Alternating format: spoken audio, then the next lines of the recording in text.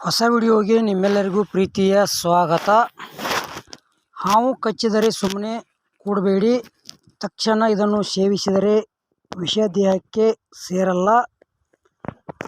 ಪೊಲೀಸರ ಜೊತೆ ಸ್ನೇಹ ದ್ವೇಷ ಎರಡೂ ಒಳ್ಳೆಯದಲ್ಲ ಎಂದು ಹೇಳುತ್ತಾರೆ. ಅದೇ ರೀತಿ ಹಾವು ಕೂಡ ಎಷ್ಟೇ ಎಚ್ಚರಿಕೆಯಲ್ಲಿ ನಮ್ಮ ಪಾಡಿಗೆ ನಾವಿದ್ರೂ ಕೂಡ ಕೆಲವೊಮ್ಮೆ ಅಚಾತುರ್ಯ ನಡೆದು ಹೋಗುತ್ತದೆ. ಮಲಗಿರುವ ಹಾವನ್ನು ಕೆಣಕುವುದು ಎಷ್ಟು ತಪ್ಪೋ ಅದೇ ರೀತಿ ಹಾವಿನಿಂದ ಕಚ್ಚಿಸಿಕೊಂಡ ಮೇಲೆ ಅದನ್ನು ಹುಡುಕಾಡುತ್ತಾ ಅಲೆಯುವುದು ಇನ್ನೂ ದೊಡ್ಡ ತಪ್ಪು. ಭಾರತದ ವನ್ಯಜೀವಿ ಪ್ರಪಂಚದಾದ್ಯಂತ ಪ್ರಸಿದ್ಧವಾಗಿದೆ.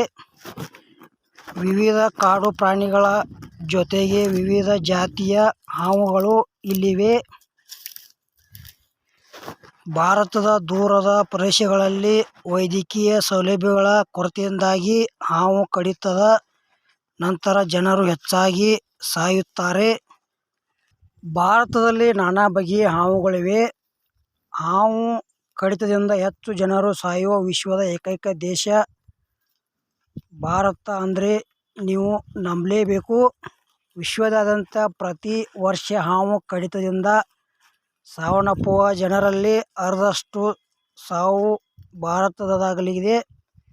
ಹಾವು ವಿಷಕಾರಿ ಪ್ರಾಣಿಯಾಗಿದ್ದು ಅದರ ಕಡಿತವು ಮನುಷ್ಯನ ಸಾವಿಗೆ ಕಾರಣವಾಗಬಹುದು.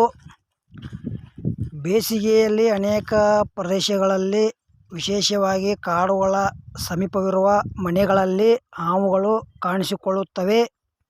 ಭಾರತದಲ್ಲಿ ಸುಮಾರು 300 ಜಾತಿಯ ಹಾವುಗಳು ವಾಸಿಸುತ್ತವೆ. ಇವುಗಳಲ್ಲಿ 60 ಜಾತಿ ಹಾವುಗಳು ವಿಷಪೂರಿತವಾಗಿವೆ. ವಿಷಪೂರಿತ ಹಾವು ಕಚ್ಚಿದಾಗ ನೋವು, ಊತ, ಸೆಳೆತ, ವಾಕರಿಕೆ, ವಾಂತಿ, ನಡುಕ ಮತ್ತು ಅಲರ್ಜಿ ಅನುಭವವಾಗುತ್ತದೆ. ಹಾವು ಕಚ್ಚಿದ ಜಾಗ ಚರ್ಮದ ಬಣ್ಣ ಬದಲಾಗುತ್ತದೆ.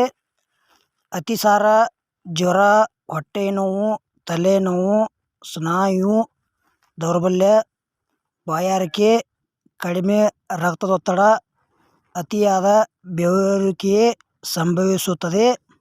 ಹಾವು ಕಡಿತಕ್ಕೊಳಗಾದ ಸಂದರ್ಭದಲ್ಲಿ ತಕ್ಷಣವೇ ಆ ವ್ಯಕ್ತಿಗೆ ಸ್ವಲ್ಪ ತುಪ್ಪವನ್ನು ನೀಡಿ ವಾಂತಿ ಮಾಡಿಸಬೇಕು. ಇದಾದ ನಂತರ ಅವನಿಗೆ 10 ರಿಂದ 15 ಬಾರಿ ಉಗುರು ಬೆಚ್ಚಗಿನ ನೀರನ್ನು ಕುಡಿಸಿ ವಾಂತಿ ಮಾಡಿಸಿ. ಹೀಗೆ ಮಾಡುವುದರಿಂದ ಹಾವಿನ ವಿಷ ಪರಿಣಾಮ ಕಡಿಮೆಯಾಗುತ್ತದೆ.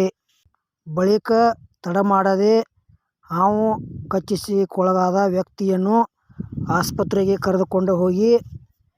ಇನ್ನೊಂದು ಏನೇನಪ್ಪ ಅಂದರೆ ಹಾವು ಕಚ್ಚಿದ ಜಾಗವನ್ನು ಬರಿಗೈಯಲ್ಲಿ ಮುಟ್ಟಬಾರದು. ಈ ವಿಡಿಯೋ ಇಲ್ಲಿಗೆ ಮುಗಿಸ್ತಾ ಇದ್ದೇನೆ. ಮುಂದಿನ ವಿಡಿಯೋದಾಗ ಮತ್ತೆ ಸಿಗೋಣ. ಎಲ್ಲರಿಗೂ ಪ್ರೀತಿಯ ನಮಸ್ಕಾರಗಳು.